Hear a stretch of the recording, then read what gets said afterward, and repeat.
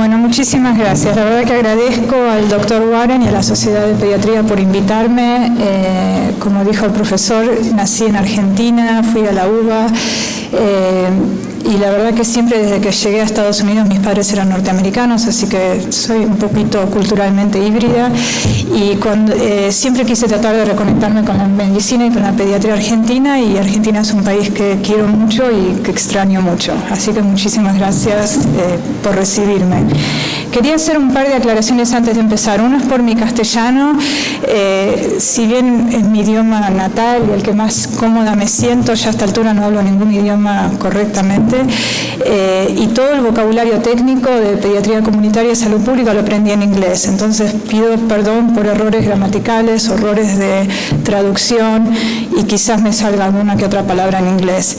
Y la otra aclaración que quiero hacer es con respecto al tema. Obviamente voy a hablar de brechas culturales y voy a traer referentes de lo que yo vivo en Estados Unidos, y esta charla de por sí ya es una brecha cultural porque yo voy a traer referentes argentinos, americanos, ya ni sé dónde estoy, y ustedes tienen referentes argentinos.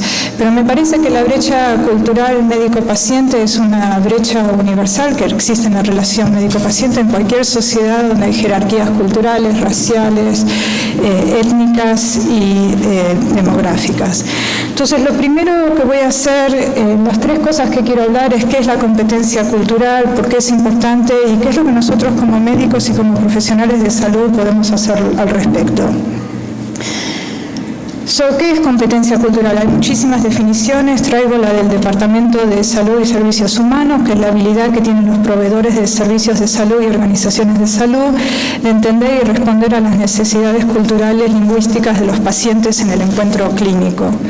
Como toda definición, trajo muchos problemas en Estados Unidos, porque Estados Unidos se pasa millones de dólares y años definiendo problemáticas, artículo tras artículo tras artículo, definiendo problemáticas, y llega un momento dado que uno dice, bueno, basta de definir la problemática, ¿por qué no gastamos el dinero en la resolución del problema?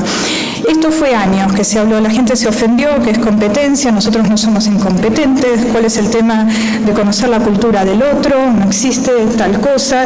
Entonces surgieron una serie de sinónimos de competencia cultural, estos son algunos, no sé si lo traduje correctamente, pero atención de salud culturalmente efectiva, sensible, medicina transcultural, multiculturalismo, unidad cultural, hasta que salió finalmente una editorial en el New England Journal of Medicine que dijo, bueno, basta, paremos de hablar de cuál es el tema, a quién ofendemos con el tema y fijémonos qué podemos hacer al respecto. Para hablar de competencia cultural, que fue un campo que comenzó en Estados Unidos más o menos hace 15 años, lo primero es definir qué es la cultura. Voy a traer a lo largo de esta charla el trabajo de un antropólogo médico psiquiatra en Harvard que se llama Arthur Kleinman, que escribió mucho y que, en mi opinión, escribió el artículo más importante que tiene que ver con competencia cultural, que se llama Culture and Illness, salió en los 70, y que realmente escribe la problemática de la competencia cultural y cuáles son las cosas que tenemos que hablar. Y él habla de cultura como un proceso por el cual actividades cotidianas adquieren un tono emocional, un significado moral por los participantes de dichas actividades, y que la cultura es inseparable de condiciones económicas, políticas, psicológicas y biológicas. Como ya les dije, en Estados Unidos siempre hay problemas con cómo se llaman las cosas, hubieron problemas con la interpretación de la competencia cultural. A medida que salió el campo de competencia cultural, surgió un movimiento que fue exactamente en contra de la intención de la competencia cultural, que era empezar a clasificar a grupos por cultura. Entonces fue muy importante. Arthur Kleinman vino a hablar a la Universidad de Columbia hace un par de años y estaba enfurecido por lo que hicieron con su campo de competencia cultural, porque se transformó en una forma de estereotipar a grupos étnicos y raciales, que es exactamente lo opuesto de la intención del campo de competencia cultural. Entonces es importante destacar, y cuando enseñamos esto a estudiantes de medicina y de residentes, es que una persona puede pertenecer a distintas culturas, inclusive durante el día. Hoy estamos como médicos durante el día y estaremos como cantantes, guitarristas a la noche comiendo paella. Hay mucha variación dentro de grupos culturales. La experiencia es muy interesante cuando uno es un médico latino en Estados Unidos, está la cultura del latino, y los americanos son un poco geográficamente céntricos en su geografía, les cuesta entender que hay todo un continente al sur de México y no tienen idea de la diferencia cultural, geográfica de los distintos países de Latinoamérica. Yo soy blanca y no entienden cómo puedo ser blanca y latina al mismo tiempo. Entonces hay que hacer mucha explicación de cuáles son los estereotipos de la población, entre comillas, latina.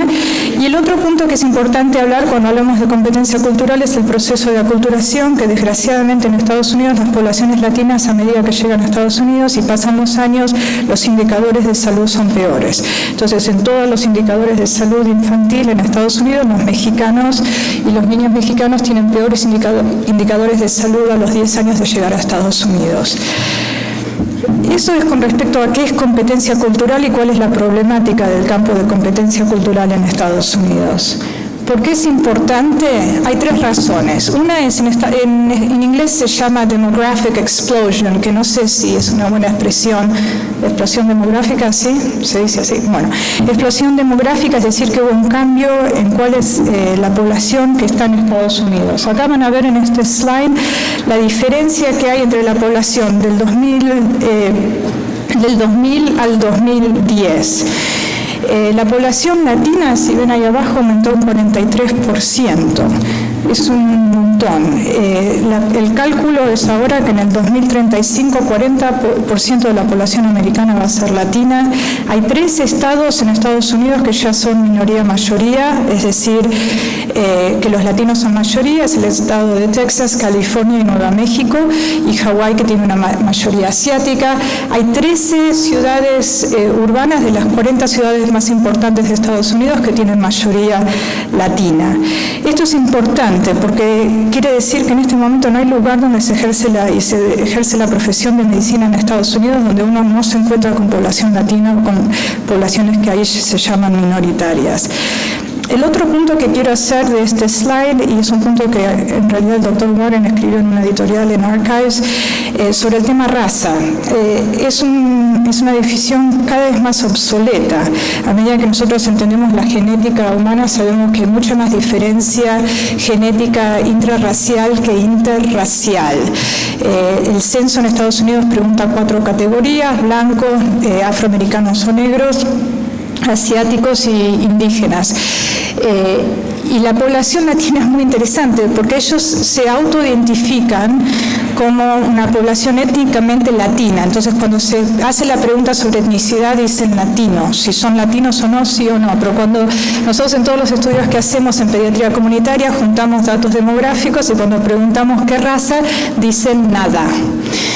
No se identifican con raza blanca o con raza negra.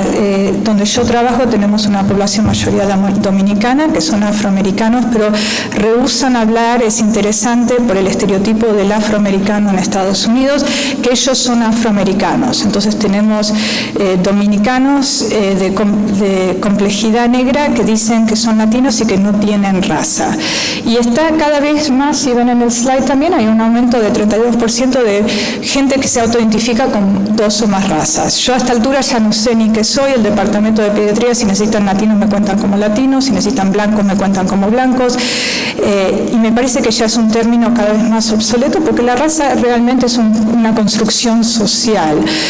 Lo que ayuda más a los estudios que hacemos demográficos en Estados Unidos más que nada es el nivel socioeconómico, no el nivel racial.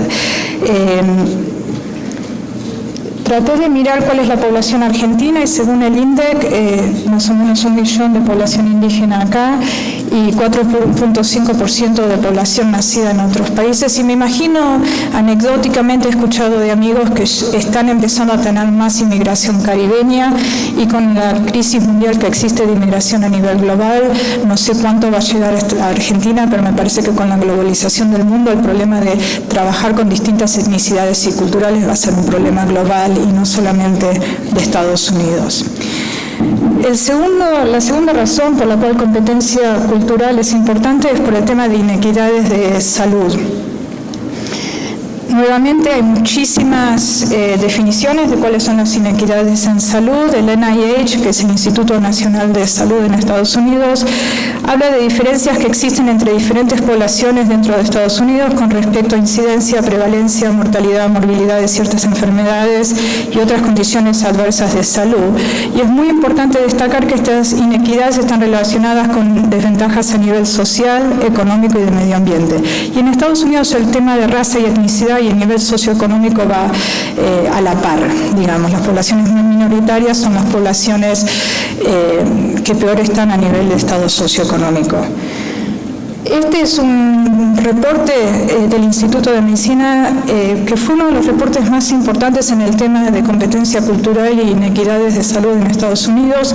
El Instituto de Medicina es parte de la Academia Nacional de Medicina y tiene el objetivo de crear informes objetivos, por usar la palabra dos veces, sobre distintas problemáticas que afectan a la población americana, es decir, que no son partidarios. El Congreso le pide al Instituto de Medicina que estudie una determinada temática y ellos vienen con un reporte.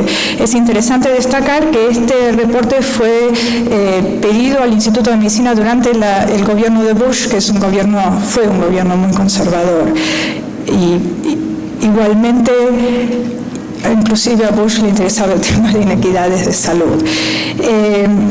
Este Instituto de Medicina, lo que ellos hicieron y lo que el Congreso le pidió es que miren a las inequidades de salud controlando por acceso médico. Es decir, tenemos dos pacientes que acceden, tienen la misma tarjeta de seguro médico. En Estados Unidos no hay sistema universal de salud, van al mismo hospital. Un afroamericano o un latino, comparado con el blanco, al afroamericano y al latino les va peor y tienen peores indicadores de salud que al blanco. Entonces le dijeron al Instituto de Medicina, bueno, estudien por cuáles son las razones de estas inequidades una vez que se controla por acceso al sistema de salud.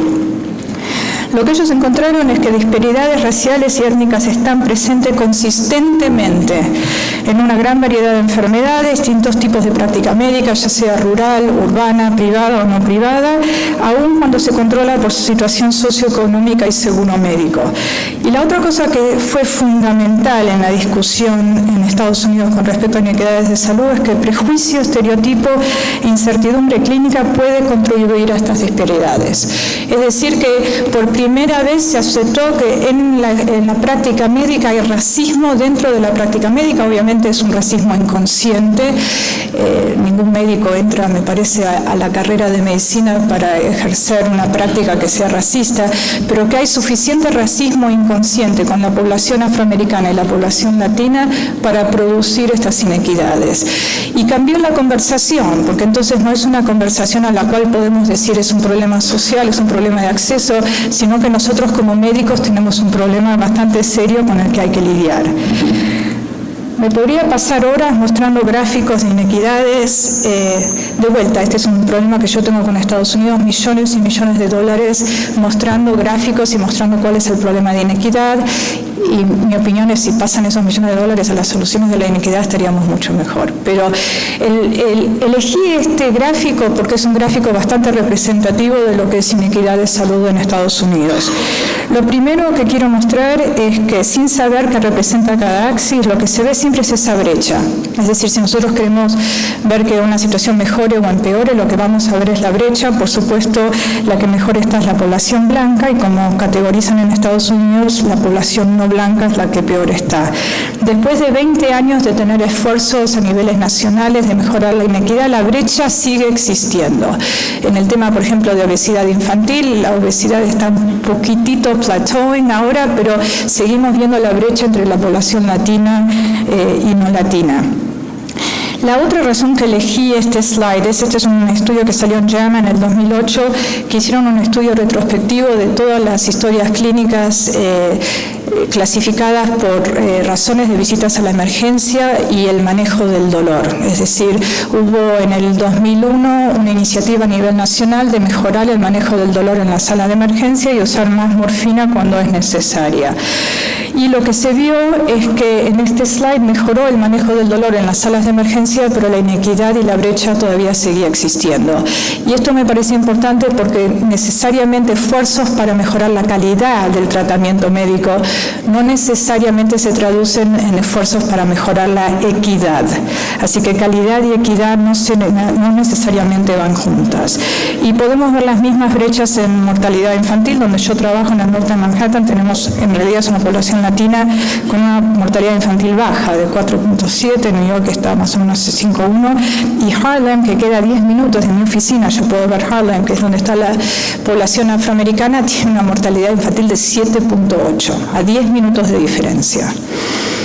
Y la última razón por la cual este tema de competencia cultural es importante es por el tema de desatisfacción del paciente. Hay sin número de artículos que documentan que comparado con poblaciones blancas, los afroamericanos y los latinos experimentan menos explicación biomédica, patofisiológica, menos posibilidad de hablar y menos posibilidad de entablar una relación positiva con el médico. Por razones de tiempo no mostré estudios que muestran disatisfacción del médico, pero es que nosotros teníamos una jefa de residentes que cuando terminó la residencia se fue a práctica privada, americana, blanca, rubia, y fue a una práctica privada y dijo, nunca entendió qué lindo era la pediatría hasta que fue a su práctica y podía realmente hablar con los pacientes. Es muy difícil no poder hablar, todos lo hacemos, la mayoría de los médicos lo hacen con intérpretes telefónicos. No es un caso personal mío porque obviamente hablo castellano, entonces estoy en Santo Domingo y en México, estoy muy contenta ahí en el norte de Manhattan, pero estamos recibiendo una población bastante importante de palestinos, entonces por primera vez me enfrento con qué es la práctica médica por medio de un intérprete telefónico, porque la verdad que árabe no sé. Y es un problema, pero trae mucha disatisfacción y mucho estereotipo por parte del proveedor de salud que se cansa de lidiar con una población vulnerable sin poder hablar el mismo idioma. Entonces, todo esto hace que competencia cultural en este momento es un requerimiento. Yo no sé si lo es acá y les pido que después cuando hablemos de preguntas y respuestas me digan un poco qué es lo que está pasando en la Argentina. Pero en este momento todas las carreras de salud tienen que tener currículum y sílabos en competencia cultural, carreras de medicina, odontología, enfermería y salud pública. Y cada vez está más claro que la competencia cultural no puede ser un campo de por sí. Tiene que estar relacionado con el campo de competencia comunicacional, el campo que en inglés le dicen health literacy, yo lo traduje como alfabetización médica, no sé si es un término que se usa acá, pero qué es lo que entiende el paciente de la información que nosotros le damos, y competencia lingüística, que ya hablé un poco. Hay requerimientos, y no los voy a aburrir, toda mi carrera, el 90% es lidiar con el récord electrónico, con los requerimientos. Tenemos un examen por semana, más o menos. Al paciente, por ejemplo, si le damos, yo qué sé, amoxicilina para una infección de oído, ¿cómo explicamos si le damos? Si usamos intérprete o no intérprete, y después si usamos lo que se llama en el campo de la alfabetización médica, el playback method. Playback method quiere decir que al final de toda interacción con el paciente yo tengo que preguntar al paciente, dígame en sus propias palabras qué es lo que va a hacer. Y de esa manera cuando el paciente retell, cuando vuelve a decir en sus propias palabras, es donde nosotros podemos entender si hay falta de conocimiento, de entendimiento del tratamiento a seguir. Obviamente esto lleva mucho más que 15 minutos que tenemos adjudicado por visita médica. El otro estándar es colección de datos demográficos de raza y etnicidad. Es muy interesante cuando se estudia el tema y cuando se enseña el tema de inequidad. Cuando nosotros le enseñamos a los estudiantes de primer año en la Universidad de Columbia, yo traté de enseñarlo, me dijeron que yo era blanca y que era racista, le pedí a un colega mío que era afroamericano que lo haga, le dijeron que ella habla así porque es afroamericana.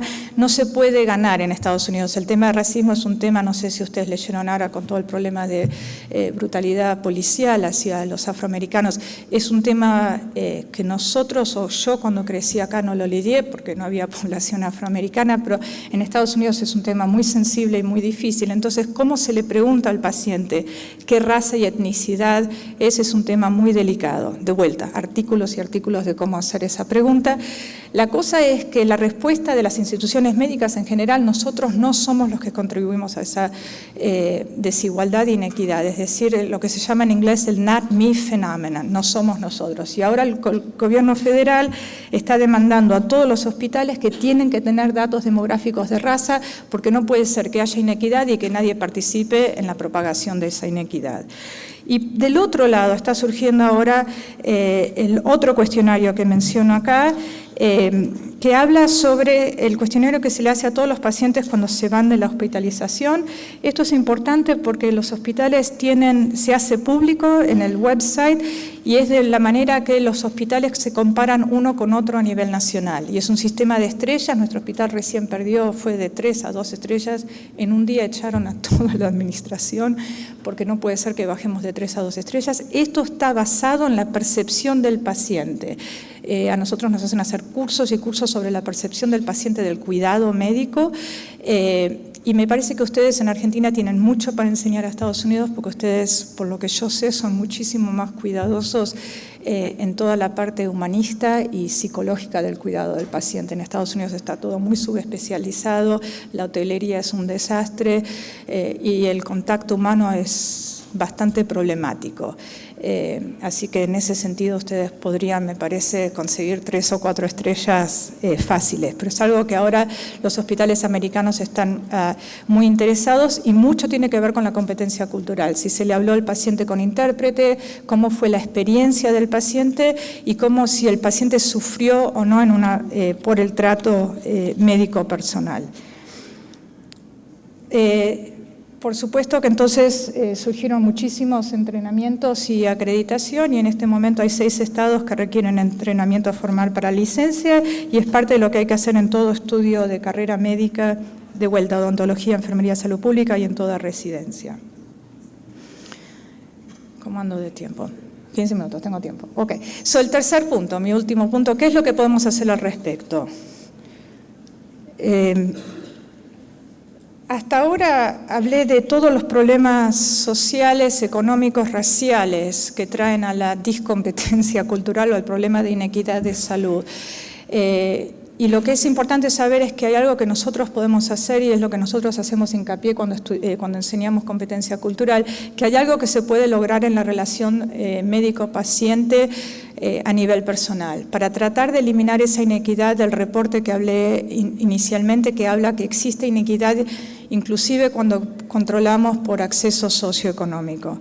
Y vuelvo acá a mencionar al doctor Kleinman, que escribió mucho sobre esto y escribió mucho de lo que puede hacer el médico a nivel personal para combatir la inequidad de salud y la falta de competencia cultural, que es lo primero que hay que hacer es concientizar que todo encuentro clínico es un intercambio entre 3 culturas. Está la cultura nuestra, personal nuestra, la cultura del paciente y la cultura del sistema médico. Y que, en definitiva, para poder resolver la temática, lo que hay que tener es concientización. Lo primero es cuáles son nuestras creencias familiares con respecto a la salud y a los distintos tratamientos. Acá tiene que ver cómo nos criamos nosotros, cómo nos criaron nuestros abuelos, cómo se trataba la gripe en nuestra casa, cuáles eran las modalidades que usaban nuestros padres cuando nosotros éramos pequeños y con qué nosotros venimos al encuentro médico y a la profesión médica. También tiene que ver con el contexto social. Como ya dije, hay mucha disparidad socioeconómica entre los médicos en Estados Unidos y los pacientes. El médico promedio en Estados Unidos se gradúa con una deuda de $200.000. Entonces, obviamente, o uno está endeudado de por vida o viene de un nivel socioeconómico bastante alto porque no existe, como existe acá, la educación gratis. Y con eso es cuáles son nuestros prejuicios y cuáles son nuestros estereotipos. El Instituto de Medicina estudió muchísimo el fenómeno de estereotipar y lo que ellos describen es que nosotros como médicos tenemos que estereotipar para nosotros poder hacer diagnóstico diferencial. Cuando viene un paciente con su mamá, en 5 minutos tenemos que saber, ¿el paciente está enfermo o no? ¿Cuál es la dinámica familiar? ¿Cuál es la dinámica entre la madre y el niño? Y eso requiere una estereotipación, digamos, sana, que la necesitamos para hacer diagnósticos diferenciales. Lo que el instituto dice es que el reporte si les interesa, léanlo porque hay un executive summary, es que cuando estamos muy cansados o cuando estamos, lo que se dice multitasking, haciendo varias cosas al mismo tiempo, o cuando tenemos que estar pensando y empujando nuestro nivel cognitivo al máximo, es cuando estereotipamos más. Y esa es la definición de nuestras vidas. Estamos siempre cansados, siempre haciendo muchas cosas y siempre tratando de aprender más de lo que estamos haciendo. Y ahí es cuando empieza el estereotipo a nivel negativo. Obviamente, por ejemplo, uno de los ejemplos de disparidades, de inequidades de salud que hay es que los afroamericanos tienen más amputaciones diabéticas que los no afroamericanos. Obviamente ningún médico va a decir es afroamericano, a este lo amputo y a este no lo amputo, pero lo que pasa con la estereotipación es que la población afroamericana tiene un nivel socioeconómico más bajo, no entiende el manejo de la diabetes, no entiende el manejo matemático que hay que hacer de la insulina, vienen con infección tras infección tras infección. Al número 200 afroamericano que yo voy a tratar, le digo, para el beneficio del paciente lo amputo, porque va a estar mucho mejor. Entonces hay una cosa que hacemos nosotros constantemente de estereotipar con la población latina. Ahora empieza la estación donde tenemos que empezar a vacunar contra la gripe y contra la influenza, y es una población, y ahora estoy estereotipando yo, la población latina, pero donde yo trabajo, que aceptan toda vacunación. No hay rechazo de vacunación, excepto para la vacunación contra la influenza, no la quieren. Y les digo la verdad, con 15 minutos por paciente, estamos en septiembre. Para diciembre le digo a la mamá, usted no quiere la vacuna, ¿no? No empiezo a explicar por qué es importante la vacuna. Y esos son los mecanismos que cuando y es muy difícil ver pacientes cada 15 minutos cuando son en otro idioma y de otra cultura. Tengo que pasar del árabe al castellano, al inglés constantemente así, y es cansador para el médico y terminamos estereotipando. Y eso es lo que tenemos que tener concienciación. Lo segundo que hay que hacer es la cultura médica. En el mejor de los casos, si tenemos concordancia de género, socioeconómica, racial y étnica, es una relación de poder. Nosotros tenemos conocimiento que el paciente no tiene, en muchas situaciones el paciente está vulnerable, necesita de nosotros, y hay una relación de desigualdad médico-paciente, y eso hay que tenerlo en cuenta. El segundo tema de nuestra cultura médica es cuál es lo que en Estados Unidos se llama hidden curriculum, mensaje oculto. Nuevamente traigo el tema de psicología porque me parece que ustedes son excelentes y mucho más hábiles en incluir la totalidad del niño en la psicología, la medicina argentina que la medicina norteamericana. Pero hay que saber que ese es el contexto cultural en el cual nosotros practicamos. Y el tercer punto que es muy importante en tecnología médica es cuál es la cultura de la institución en cuanto a intubaciones, cuán prematuros son los niños que nosotros resucitamos y cómo nos enfrentamos con procesos de vida y muerte, cuál es la cultura con respecto a eso. Y finalmente está el contexto social histórico del paciente. No sé si es importante acá, pero sí es muy importante en Estados Unidos. Hay algo en Estados Unidos que se llama la paradoja latina. Si nosotros comparamos la población afroamericana y la población latina por lo general tiene mejores indicadores que la población afroamericana, por supuesto mucho peores que la población blanca. Y eso tiene que ver con el contexto histórico. Los latinos llegaron a Estados Unidos o por inmigración política o socioeconómica, mientras que los afroamericanos llegaron por una cuestión de esclavitud. Hay mucha desconfianza del afroamericano con respecto a la medicina blanca occidental. Y es importante, yo he tenido muchos encuentros con afroamericanos donde realmente no quieren saber nada de ser tratados por un médico blanco porque hay mucha historia de racismo tanto en investigación como servicio médico. ¿Cuáles son las cuestiones culturales de importancia? De vuelta con la población árabe se está presentando muchas cuestiones de autoridad, muchas cuestiones de género, quién es el que toma la decisión en la familia y con quién es el que se habla. Y finalmente, cuál es el cultural de la enfermedad y la salud. Con todo esto, lo que Kleinman dice es que el problema fundamental en el encuentro médico con respecto a la brecha cultural es que estamos hablando dos idiomas distintos. Nosotros los médicos, de vuelta, es un médico norteamericano, así que habla con el énfasis norteamericano de la patofisiología y de las razones biológicas que causan la enfermedad. Nos enfocamos en la enfermedad como anormalidad en estructura y función corporal de órganos y sistemas. mientras que el individuo experiencia lo que yo traduje fue como dolencia, la experiencia subjetiva, es decir, los factores culturales que influyen en la percepción, la explicación y el valor que se le da a la experiencia de la enfermedad. Y la problemática que él dice es que esto produce valores discordantes explicativos. Es decir, nosotros estamos hablando un idioma y el paciente nos habla de otro. El ejemplo que siempre damos en pediatría es del, me dijeron cómo se dice acá, URI, infecciones de respiratorias altas. Donde viene el paciente, la mamá está desesperada porque el chico no duerme, porque tiene fiebre, porque hace 5 días que está tosiendo y nosotros le decimos no es nada, es un virus, no es nada, es un virus. Bueno, para la mamá es algo, está despierta, está agotada, el chico tiene fiebre y nosotros obviamente no le damos antibióticos. Ese paciente, si no se lidia con la diferencia cultural de lo que estamos hablando, lo que hacen es van a la emergencia todas las noches hasta que alguien le da algo, porque la mamá está desesperada y el chico tiene fiebre y está tosiendo. Y nosotros en vez, es mucho más barato poder lidiar con esa diferencia cultural en el primer encuentro que decir al paciente que no es nada, que no le damos antibióticos, y lo que pasa, por lo menos en el barrio donde yo trabajo, las bodegas no son las bodegas de acá, se dice bodegas a los delis dominicanos, a los almacenes de la esquina. Ellos son los que eventualmente le dan el antibiótico al paciente.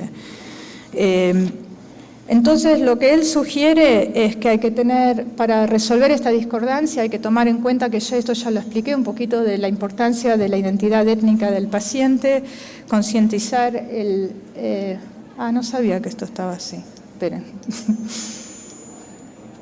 Todos estos factores que son el contexto social. Nosotros hablamos mucho de cuando trabajamos con una población vulnerable, cuál es el diagnóstico diferencial de la no adherencia. Es decir, en Estados Unidos por lo menos hay una relación bastante punitiva entre el pediatra y la mamá. Todo es culpa de la madre. Si el paciente no aparece para las 500 citas que tiene que hacer, si es porque a la mamá no le importa. Y la verdad que él dice que si nosotros hacemos estas preguntas a cada paciente vamos a obviar mucho de la falta de comunicación y de la brecha cultural que hay entre el médico y el paciente. Obviamente no se pueden hacer todas estas preguntas. Nosotros tenemos 15 a 20 minutos con suerte por paciente. No sé cómo es acá, pero me parece que es similar por lo que veo, pero se puede elegir y a mí esto me ha ayudado muchísimo cuando lidio con poblaciones vulnerables. Lo más importante es qué es lo que más le tiene miedo y a qué le tiene miedo la mamá o el papá o el chico adolescente. Si están viniendo por una linfadenopatía, una inflamación glandular cervical, y uno le dice de vuelta que no es nada, hay algo que está pasando, hay un tío que tuvo linfoma o algo así, ¿por qué está viniendo 5 veces por ese dolor de cabeza? ¿Qué es lo que está pasando? ¿Y cuáles son los problemas más serios que le trae? Estas son las otras preguntas que él sugiere que tendríamos que hacer, que realmente se enfocan en la perspectiva del paciente con respecto a la enfermedad. ¿Qué es lo que usted piensa que causó el problema? ¿Por qué piensa que empezó? ¿Cuándo empezó? ¿Qué es lo que piensa que la enfermedad le causa y cuán seria es la enfermedad? Y finalmente, ¿qué tipo de tratamiento quiere usted?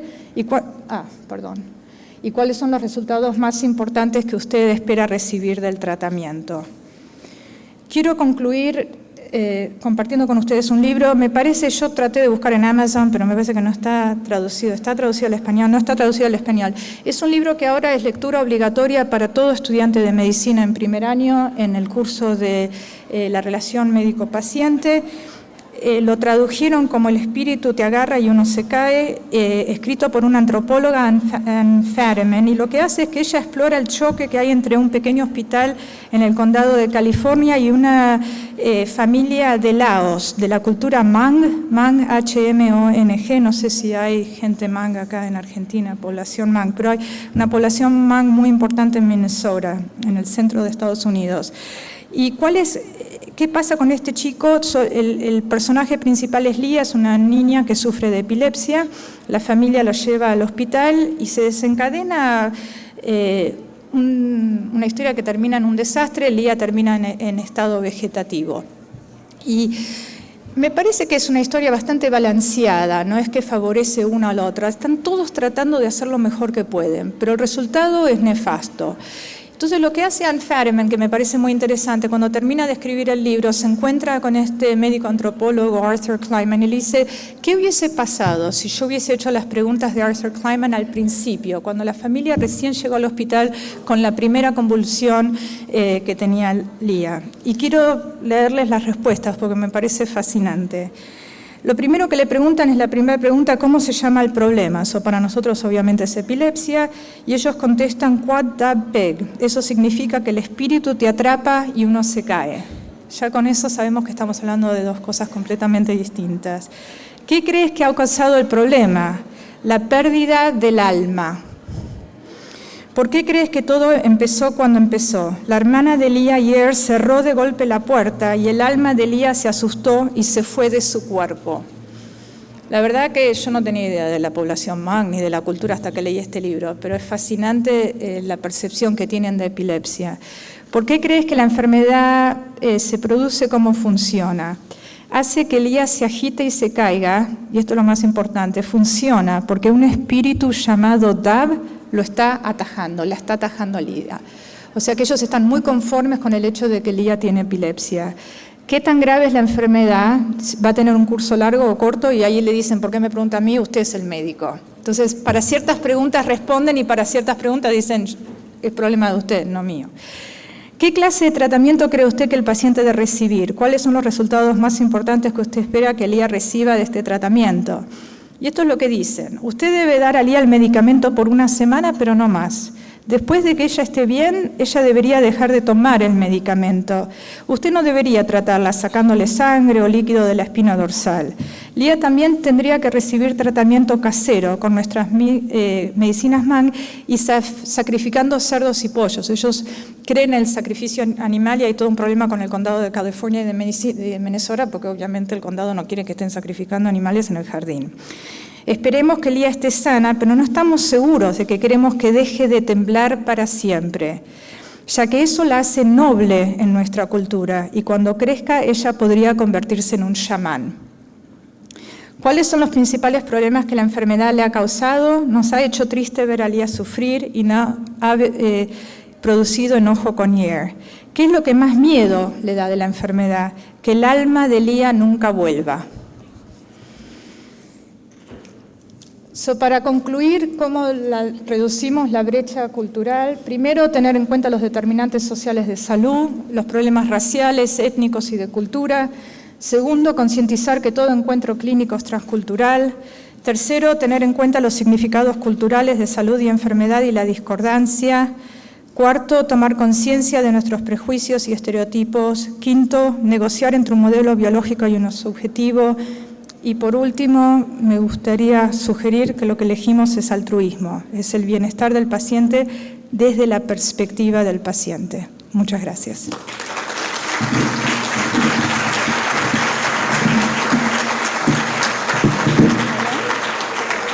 Soy Horacio Lejarraga, pediatra y trabajo sobre todo en problemas de crecimiento y desarrollo. Me resultó muy interesante. Quería preguntarle si estas interpretaciones, digamos, no biológicas, como la que usted dijo, ¿no se dan también en pacientes de nuestro medio con la misma cultura general que tenemos todos? Porque las madres, cuando uno ve y habla con madres de la misma cultura que la nuestra, acá en el consultorio de todos los días, esas madres también tienen interpretaciones que yo no quiero desvalorizarlas llamándolas mágicas, pero es una mezcla de pensamiento mágico, culpa, el recuerdo de cosas que pasaron en la familia en generaciones anteriores. Es una mezcla de algo intuitivo que tienen las madres y como un fantasma asoma a la enfermedad del niño. Sí, estoy completamente de acuerdo. Es fácil identificarlo como problemática cuando se habla del otro, pero estoy totalmente de acuerdo que lo que tenemos que hacer es integrar esta perspectiva cuando estamos lidiando con pacientes que físicamente y socioeconómicamente son exactamente como el nuestro. Y me parece que por eso lo de Kleinman es muy simple, pero muy inteligente, que es la discordancia la explicación que nosotros le damos y qué lugar le damos a esa magia y esa creencia cultural personal en el cuidado médico de esos 15 minutos. Y muchas veces encuentro que si estoy descansada y de buen humor y con ganas de hablar, hago estas preguntas Y realmente el encuentro médico es otro, porque en definitiva en los primeros 5 minutos ya me dicen el diagnóstico, qué es lo que quieren, y se me hace mucho más fácil. Pero también caigo en lo que describe el Instituto de Medicina, que a medida, si estoy cansada a las 3 de la tarde y empecé a las 8:30 de la mañana, no pregunto nada. Tiene fiebre, tiene vómito, tiene diarrea y hagamos lo que hay que hacer. Pero estoy de acuerdo, esa es una discordancia de modelos explicativos y una perspectiva cultural que no la usamos constantemente y que la verdad que es una lástima, porque en definitiva me parece que muchos de nosotros fuimos a medicina porque queremos ese contacto, y la medicina se transforma en un encuentro de historias personales, y ¿por qué no agregar eso al encuentro médico? General. Soy además el responsable del Consejo de Evaluación de la Sociedad de Pediatría. Quisiera comentar algo personal. 45 años de ejercer activamente la pediatría atendiendo pacientes en primer nivel de atención. Y hay algo que me parece que los pediatras nos hemos acostumbrado, o tenemos que acostumbrarnos a tener en cuenta, que llamo empatía. La capacidad de ponerse en lugar del otro. Y no solo eso, cuando una madre, un padre, viene con su hijo al consultorio, a la consulta, no viene a escucharme, viene a que le escuche también. Y creo que este es un punto clave. No solamente escuchar a los pacientes, sino crear el ambiente adecuado para que no existan inhibiciones y el paciente exprese lo que quiere contar. Y la otra cosa que uno ha aprendido con los años es que es fundamental que mis recomendaciones finales tengan en cuenta lo que el paciente, lo que yo le escuché y entendí del paciente. Que él participó en la decisión final con sus argumentos y sus opiniones. Porque esto es un dúo entre el médico y la familia. Creo que este es un punto clave dentro de lo que se llamaría relación médico-paciente, quizá muy básico y elemental, pero que tenemos que tener en cuenta. ¿Querés comentar algo? No, estoy de acuerdo. Carmen de Cunto, acá, por favor. Bueno, primero allá y después aquí.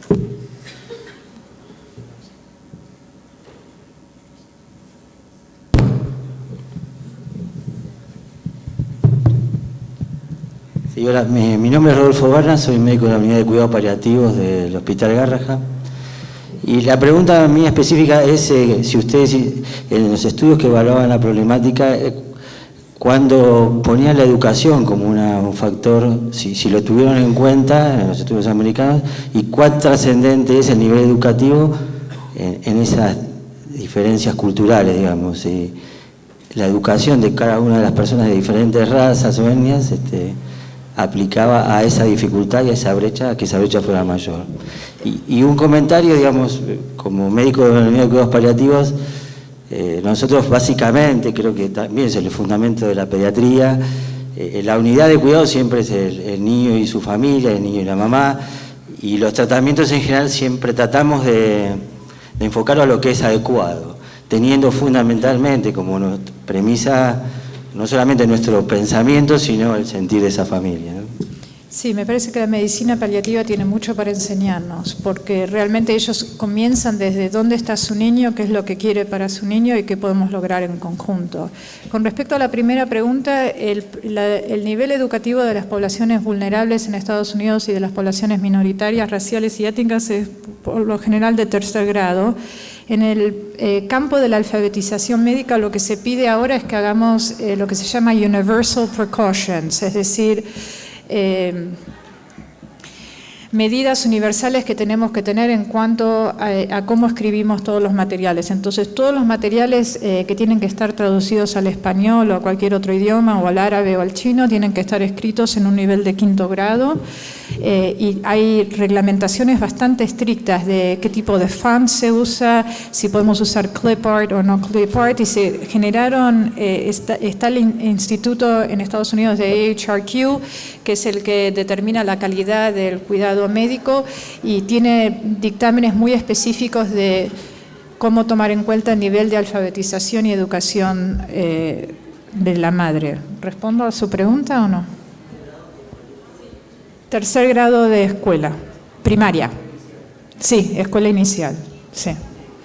Y lo que tenemos mucho ahora con la población, y no quiero estereotipar, pero la población mexicana que está llegando a Nueva York, que es una población de pueblos rurales, lo que hay mucho es analfabetismo. Y son mujeres que cruzaron en una forma bastante peligrosa a Texas y después llegaron, yo siempre digo, ¿cómo llegan de México a Nueva York? No tengo idea, pobres mujeres, pero llegan y saben cómo engañar al público en cuanto de que pueden leer y escribir. Y yo tengo una experiencia triste, yo me río, con una mujer mazteca. Yo no empecé yo a estereotipar, venía, era mexicana, le empecé a hablar castellano, la mujer me estaba haciendo así todo el encuentro clínico, y en realidad la trabajadora social me la mandó porque no estaba muy perdida, era su primer embarazo, y me pidió si yo le podía hablar de cómo es el parto acá en Estados Unidos. Entonces traté de explicarle circuncisión, me miró como si estuviese loca. Entonces le dije, bueno, no se preocupe, si le preguntan circuncisión usted diga que no. Después le pregunté si tenía pañales, todo eso. Termina el encuentro médico y yo me siento muy contenta, que bárbaro, soy un fenómeno, que yo puedo lidiar con esta población. A los 5 minutos llega la trabajadora social, me dice, Dodi, ¿qué le dijiste a esta mujer? Y le digo, ¿cómo que le dije? Me dije, lo único que entendió de todo el encuentro clínico que tuvo con vos es que en Estados Unidos cuando los bebés nacen se les corta el pene. Así que, y después yo me enteré, después de un encuentro de 20 minutos, que en realidad la mujer hablaba mazteca, no tenía idea del español y entendió cualquier cosa. Pero yo le hice dibujos de circuncisión para tratar de explicarle, y bueno, obviamente no dibujo bien, pero eso pasa todo el tiempo. Así que hay mucho analfabetismo y hay muchos problemas de dialécticos mexicanos que ni siquiera son español.